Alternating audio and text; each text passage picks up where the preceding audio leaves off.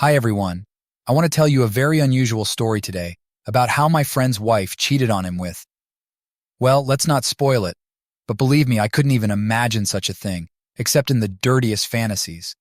Just so you know, I love reading such stories on Reddit. So when this happened to my friend, I was of course upset, but I also dreamed of writing a story like this myself because I love composing poems and writing various stories.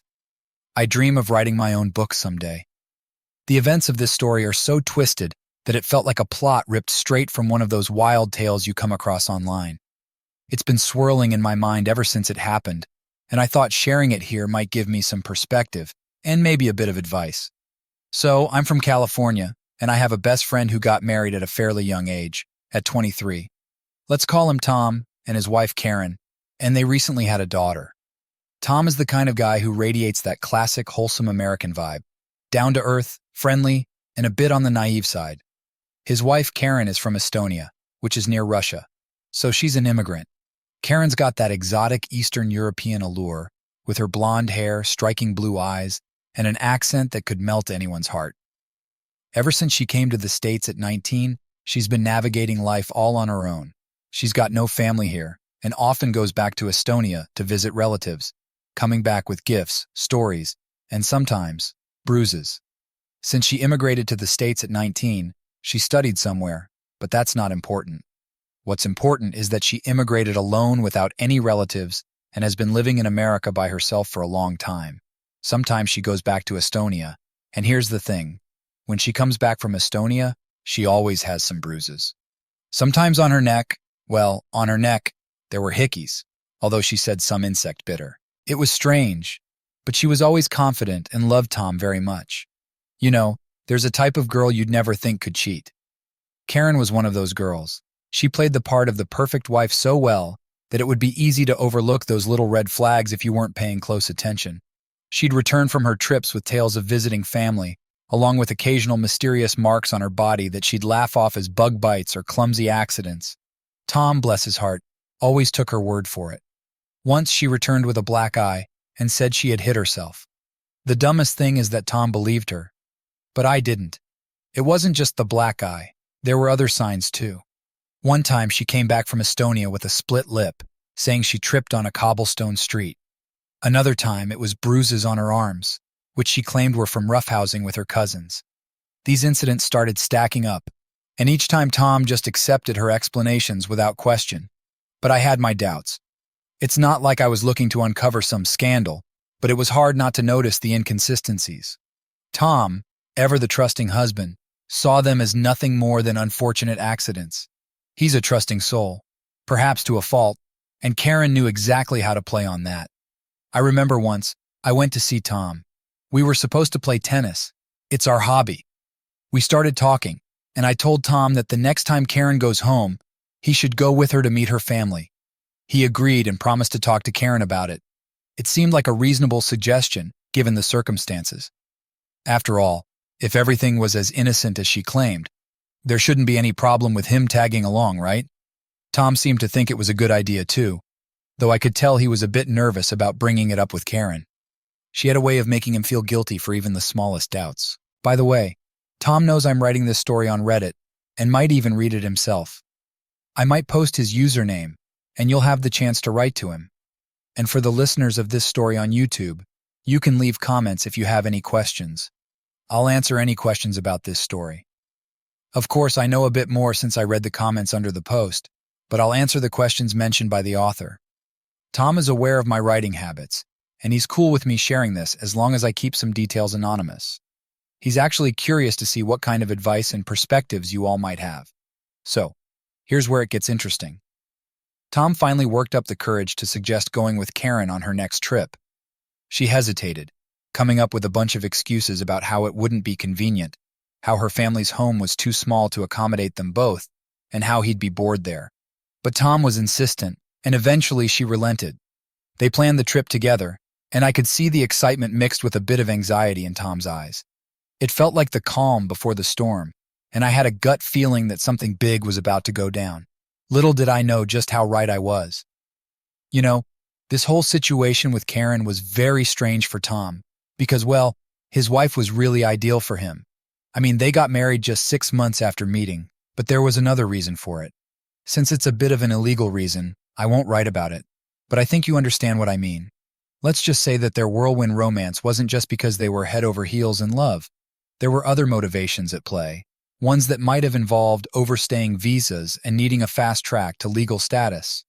Yeah, one of those situations. A lot of people were commenting, asking how Tom could be meeting his wife's parents in person for the first time. Like, why didn't they at least meet at the wedding? But as I mentioned, their wedding was somewhat forced. It was a quick courthouse affair, nothing fancy, no big family gathering. Karen's family couldn't make it over from Estonia on such short notice, and Tom's family was small and scattered, so the whole thing was pretty low-key. It was all about getting that marriage certificate as quickly as possible. It's crazy, right? But hey, they seemed happy, and that's what mattered, at least at the time. So 2 days before Tom left for Estonia, we were sitting in a bar and drinking a bit of alcohol. I remember how nervous Tom was, and he wasn't nervous because he thought his wife was cheating on him, but because of the uncertainty. All those bruises were very strange. We even came up with different mythical theories, and Tom was a bit scared because anything could happen. Our theory was that her father was very strict, but how wrong we were. Tom was fidgeting with his beer bottle, and his eyes kept darting around the bar like he was expecting trouble to walk in at any moment. He's not usually the nervous type, but this trip had him on edge. So he flew out, and anything that raised his suspicions, he immediately reported to me. Everything seemed perfect. A well-off family, a good father, a pleasant mother, and a very friendly brother. If you've watched Game of Thrones, Karen looked like Cersei Lannister, and the whole family was like that. Pale skin and blonde hair. And something else. There was this weird tension in the air. Not the kind of tension you get from strict parents, but something else entirely. They were all so polite and welcoming, but there was an undercurrent that Tom couldn't quite put his finger on. He kept texting me updates, and each one made me more and more curious about what was really going on. Everything was perfect. He spent a week there. He also said he would come back not only with Karen but also with her brother, which didn't raise any suspicion for me at the time. It was strange to me that everything seemed normal, but honestly, after that week I thought, maybe I was wrong, and everything is fine. Tom sent me photos of their family dinners, sightseeing trips, and even a video of them all laughing together over some inside joke. It looked like the perfect family reunion, and I started to think that maybe I had been too quick to suspect something was off. So Karen's brother decided to make a surprise visit and got a tourist visa to America for a month. By the way, her brother was 24 years old and a successful businessman, though it was a family business, so he didn't achieve everything on his own. He had that cocky air about him, like someone who's used to getting what they want. He arrived with a suitcase full of gifts and a smile that didn't quite reach his eyes. From the moment he landed, he was the life of the party, always cracking jokes and making everyone laugh. But there was something about him that just didn't sit right with me. They arrived, and I noticed that her brother behaved very oddly.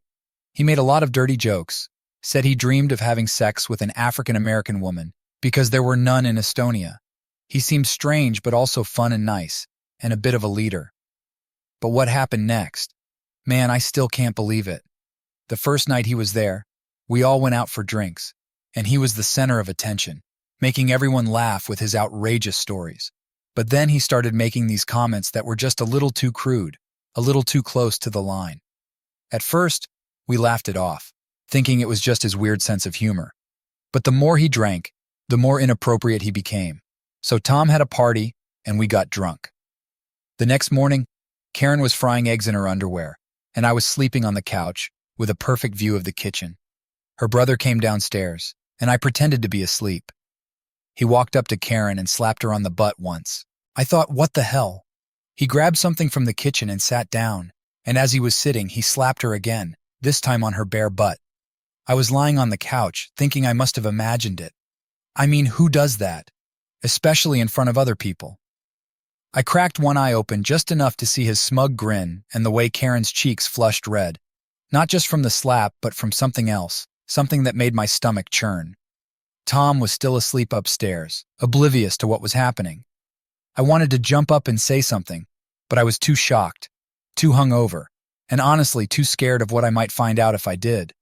So I stayed put, hoping it was just a one-time thing, a drunken mistake. But deep down, I knew better. Karen didn't seem surprised or angry, just resigned, like this was something she'd come to expect. That's when I started to piece things together, the bruises, the weird family dynamic, and now this. Something was seriously wrong here, and I had no idea how to bring it up to Tom without blowing everything up. And this was just the beginning. The more I watched, the more I noticed. The lingering touches, the private conversations, the way Karen's brother looked at her when he thought no one was watching.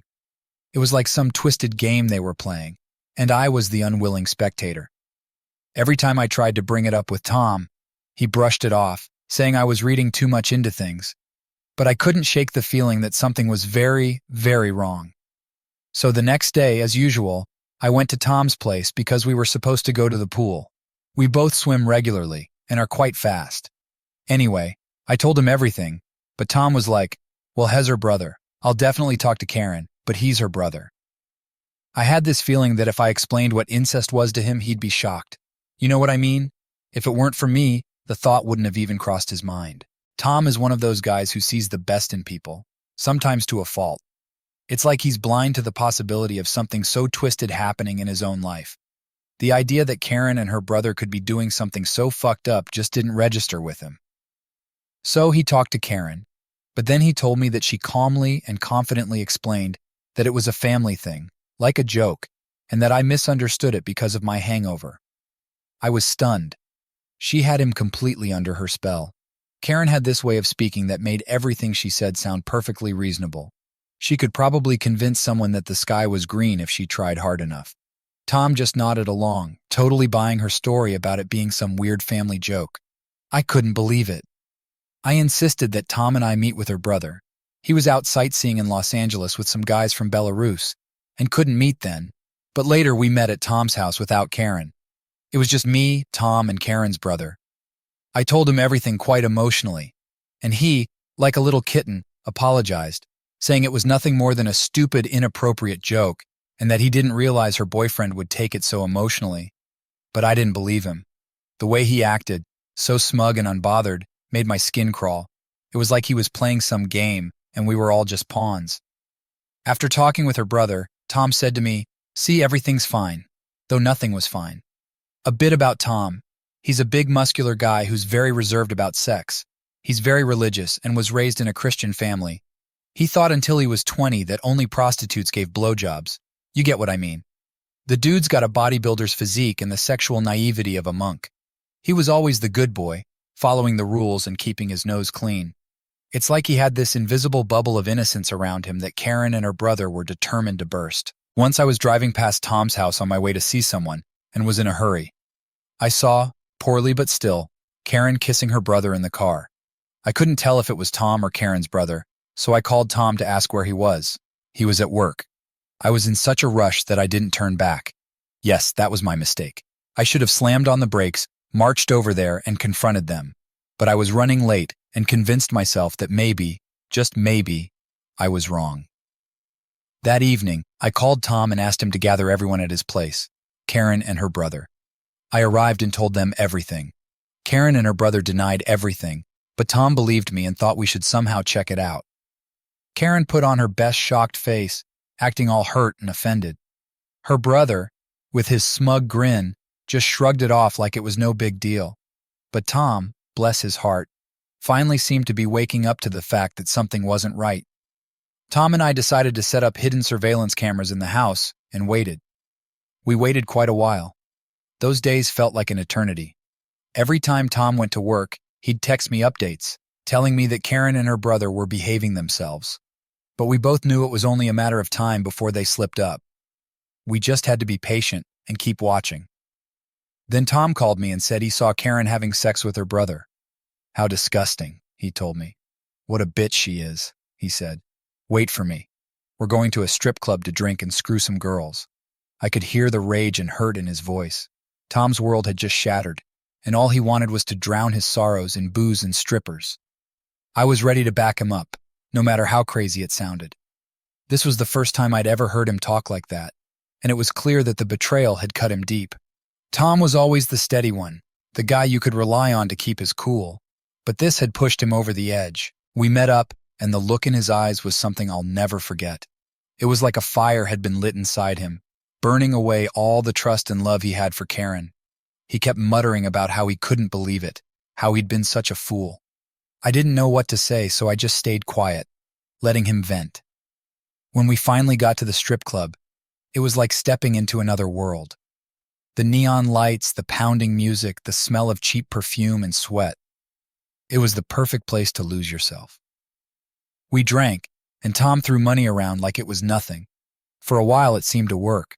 He laughed, flirted with the girls, and for a moment I saw a glimpse of the old Tom, carefree and happy.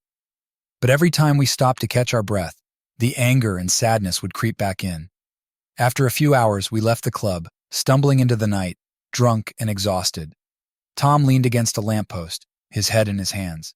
"What am I going to do, man?" he slurred. "How do I even begin to fix this?"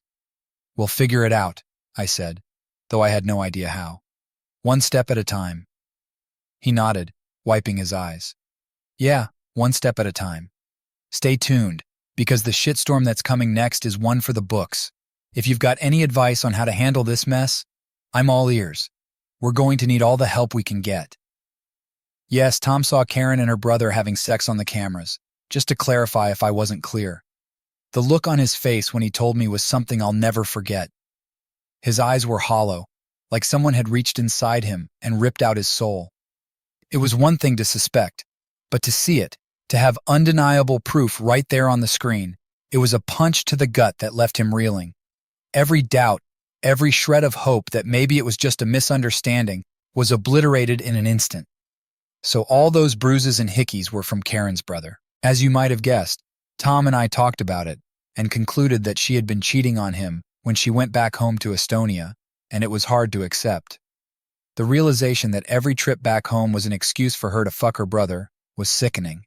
Tom kept shaking his head, mumbling to himself, trying to make sense of it. "Why him?" he'd ask. "Why her brother?" The betrayal was bad enough, but the incestuous nature of it was a whole new level of fucked up. Since Tom had the chance to call Karen's parents, he did so, with me by his side. He told them everything, and of course they didn't believe him, but he sent them the video recorded by the cameras. After sending them the video, they never responded to him again. It was like they just vanished. No calls, no messages, nothing. I guess they couldn't handle the shame or the reality of what their daughter and son had done. It was like a fucking soap opera. Only this was real, and it was tearing Tom apart. We also went to Karen's workplace and told them everything, showing them the video as well. Her life wasn't completely ruined, but we certainly made it difficult for her. Of course, they have a child, who is the biggest victim in this situation. The child didn't deserve any of this. She's innocent in all this mess, and now her world was about to be turned upside down. I felt for her, caught in the crossfire of her mother's betrayal and her father's heartbreak. Karen, through her despicable actions, destroyed the lives of two people, her child and Tom. Understand, Tom is the last person who deserved this. He's brave when needed, fun-loving, doesn't drink or smoke, and he's the most devout Christian. I don't know what he did to anger God to deserve such a punishment. It's like the universe decided to shit all over the one guy who'd always played by the rules. Tom's faith was unshakable, but this was testing him in ways I couldn't even imagine. Tom stayed with me for the last 3 days, and today we went back to his house. Karen's brother had left an hour before we arrived, heading to the airport to fly back to Estonia. Karen was lying in bed, crying. When we came in, Tom said, "Either you leave my house now, I don't care where you go, and we'll just get divorced, or I leave and we'll meet in court." This led to a conflict. Karen exploded, screaming that her brother forced her, and she didn't want it. But it was a blatant lie. I could see right through her bullshit. She was trying to play the victim card, hoping Tom's compassion would save her, but it was too late for that. She didn't leave, so we started packing Tom and the child's things. Then she began to cry, saying she wouldn't give up the child. She headbutted Tom, hitting him with the back of her head while he stood behind her. It split Tom's lip, causing it to bleed. He pushed her away, and she fell, slightly dislocating her arm. Of course, we had no proof of this, and she took advantage of it. The scene was chaotic, Tom trying to hold it together while Karen screamed bloody murder. The kid was crying, clutching her teddy bear, looking at her parents with wide, terrified eyes. When we left with the child, she went to the police to file a report, claiming that Tom had pulled her by the arm and slammed her into the wall several times. Of course, it was all lies. The cops showed up at my place asking questions, and we had to tell them the whole sordid story. Tom's lip was swollen, bleeding, but Karen had played her part well. She'd turned herself into the victim, and now Tom was the one in trouble. This whole thing was a fucking nightmare. Tom was trying to stay strong, but I could see him breaking piece by piece. He looked at his daughter, the only good thing left in his life, and I knew he'd do anything to protect her. But how do you protect your kid from a mother who's willing to destroy everything to save her own ass? So Karen started telling everyone that Tom abused and beat her.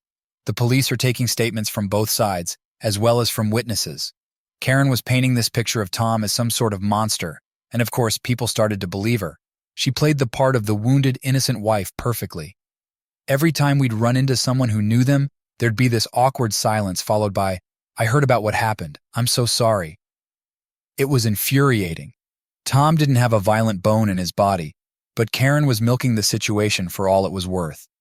Tom was at the police station where they examined him for injuries, checking for visible injuries on both sides. The cops took their sweet time, making him strip down so they could photograph every bruise, every cut. The whole thing felt like a bad dream. I was there, waiting outside, feeling helpless as Tom went through this humiliating process. It was like he was the one on trial, not her. They checked Karen too, of course, but she'd made sure to show up with her arm in a sling, putting on her best helpless victim act. The police photographed any visible injuries and collected physical evidence. Meanwhile, we began gathering counter-evidence to show that everything was fine and that these were false accusations. We dug up everything we could, texts, emails, anything that proved Karen was lying through her teeth. It wasn't easy. She'd covered her tracks well, but we weren't about to let her get away with this without a fight. We even got statements from friends and family who knew Tom, who could vouch for his character. We went to court, and the court appointed Karen as the temporary guardian. But of course, it was quite a spectacle. Karen showed up with her lawyer, looking like she'd just stepped off a movie set. She was dressed in this prim, modest outfit, and she kept her eyes downcast, like she couldn't bear to look at Tom. The judge seemed to buy her act, at least partially. It was a fucking circus, and all we could do was watch as they handed over temporary custody to her. Tom looked like he'd been punched in the gut, but he kept it together. To distract ourselves from this nightmare, Tom and I went fishing, hunting, and played tennis. We needed to clear our heads, to remind Tom that there was more to life than this shitstorm. We'd sit out by the lake, casting our lines, not really caring if we caught anything. It was about the silence, the peace, something to hold on to in the middle of all this chaos. Hunting trips were the same, just the two of us, trudging through the woods trying to forget for a few hours that Tom's life was falling apart. Tom also started having problems at work because he had little time to spare, being fully immersed in the conflict. His boss was understanding at first, but deadlines don't wait for personal crises. Tom was spread so thin, trying to juggle everything, and it was taking its toll. He was exhausted, barely sleeping, and the stress was eating him alive. He'd show up at work with bags under his eyes, barely able to focus. It was only a matter of time before something had to give. We spent a lot of time with the lawyer, planning everything thoroughly. Tom's parents are also here. They flew in as soon as they heard, and they've been a rock for him. His mom especially has been amazing. She's this tiny woman with a heart of gold and nerves of steel. She'd make us all dinner, sit us down, and talk through the plans with the lawyer like she was strategizing a battle. Tom's dad, quieter but just as strong, would sit beside him, a comforting presence. They never once doubted Tom, not for a second, and that gave him strength. During this time, Tom and Karen had some intense conflicts over these weeks. The first incident happened when Tom went to pick up some of his things from the house. Karen was there, of course, and she started screaming at him the moment he walked in. "You're ruining my life," she yelled, her face twisted in anger. "You've destroyed everything." Tom tried to stay calm, but she got right up in his face, shoving him. "You're the one who fucked your brother," Tom shot back. Karen slapped him across the face hard. He just stood there, stunned, before walking out without another word. The second incident was even worse. Tom was dropping off the kid after a visitation when Karen came out, yelling about how he'd forgotten to pack her favorite toy. "You're a useless father," she screamed, loud enough for the neighbors to hear. Tom tried to explain, but she wouldn't listen. She grabbed the toy from his hands and threw it at him. It missed, hitting the side of the car. "Get out of here before I call the cops," she threatened. Tom left, fists clenched, barely holding back his anger. The third incident happened at the courthouse. We were there for a hearing, and Karen decided to confront Tom in the hallway. "You're going to lose everything," she hissed. "Your job, your kid, everything." Tom didn't respond, just stood there staring at her. "I'll make sure of it," she added, her voice dripping with venom. It took everything in me not to step in, to tell her to fuck off. But Tom put a hand on my shoulder, shaking his head slightly. We walked away, leaving her standing there, fuming. So here's the final version of our defense strategy in court with the lawyer. We had this badass plan all laid out thanks to Tom's lawyer, who was an absolute beast. We went through every piece of evidence we had, from the surveillance footage to character witnesses who'd vouch for Tom. The lawyer, let's call him Dan, was a no-nonsense kind of guy with a wicked sense of humor. He had this way of making us laugh even when things were looking bleak. One time, during a particularly tense planning session, he cracked a joke about how dealing with Karen was like trying to reason with a pissed-off raccoon. We all burst out laughing, and for a moment, it felt like things might actually be okay. 3 days before the court date, we were going over everything one last time. Tom was a nervous wreck, pacing back and forth, muttering to himself. Dan clapped him on the back and said, "Relax, man, we've got this. If things go south, we can always bribe the judge with some homemade cookies." Tom chuckled despite himself. We spent hours rehearsing his testimony, making sure he was ready for anything Karen's lawyer might throw at him. By the end of the day, we were exhausted but feeling a bit more confident. The day before court, we decided to blow off some steam. We went fishing again, just the three of us, me, Tom, and Dan. We cracked open a few beers, talked about everything but the case, and just tried to enjoy the moment. There was this one hilarious moment when Dan's fishing line got tangled, and he ended up falling into the lake trying to fix it. Tom and I laughed so hard we nearly fell in ourselves. It was the kind of laughter that makes your sides hurt, the kind you need when the world feels like it's collapsing around you. An hour before court, the tension was palpable. Tom was dressed in his best suit, looking sharp but pale. We sat in the courthouse lobby, trying to keep our spirits up. Dan was cracking jokes, as usual, about how we should have brought the fishing rod in case we needed to reel in some truth from Karen. Tom smiled, but I could see the worry in his eyes. We said a quick prayer, and I squeezed his shoulder. "We're with you, man. No matter what happens in there, we've got your back." The beginning of the court session was a nightmare. Karen was there, looking all prim and proper, playing the victim to perfection. Her lawyer was a slick bastard, smooth-talking and full of shit. They started off by painting Tom as this abusive monster, which was hard to listen to. Tom stayed calm, though. When it was his turn, he laid everything out, clear and concise. The video evidence was a bombshell. Watching Karen's face as the footage played was priceless. She tried to keep her composure, but you could see the cracks forming. The end of the court session was intense. The judge went over all the evidence, the testimonies, and everything else. When he finally spoke, it felt like the room was holding its breath. He ruled in Tom's favor, granting him full custody of their child. The relief on Tom's face was something I'll never forget. But then, out of nowhere, Karen dropped a bombshell of her own. She stood up, and with a dramatic flair, announced that she was pregnant. She didn't say who the father was, leaving everyone in the courtroom stunned and confused. Karen left for Estonia after the court session, and good riddance. It felt like a dark cloud had finally lifted. We could start to put the pieces back together. Tom was still processing everything, but at least now he had a fighting chance. The aftermath was messy, but there was a sense of hope that hadn't been there before. Summing up the entire situation, Karen's behavior was nothing short of despicable. She tore apart her family, lied through her teeth, and tried to ruin Tom's life. But in the end, justice was served. Tom got to keep his kid, and Karen slunk back to Estonia with her tail between her legs. It was a hard-fought battle, but we came out the other side stronger. Tom's parents were incredible through it all, supporting him every step of the way. They were the kind of family you could only dream of having. Solid, loving, and unwavering in their belief in Tom's innocence. So a year has passed since the shitstorm that was Tom and Karen's marriage blew up. It's crazy how much can change in a year, right? Let's break down how everyone's lives have turned out. Karen's life is pretty sad, and her child turned out to be an incest child. Yeah, you heard that right. When the baby was born, there was no denying the truth. It was a messy situation, and word spread like wildfire. Karen moved back to Estonia and tried to start over, but it turns out people there aren't too forgiving either. She's basically living in isolation, ostracized by her own family and community. The few times she's reached out to Tom, begging for forgiveness or trying to explain herself, he's ignored her. She's a pariah now, and it's a sad sight. Her own parents want nothing to do with her, especially after the scandal.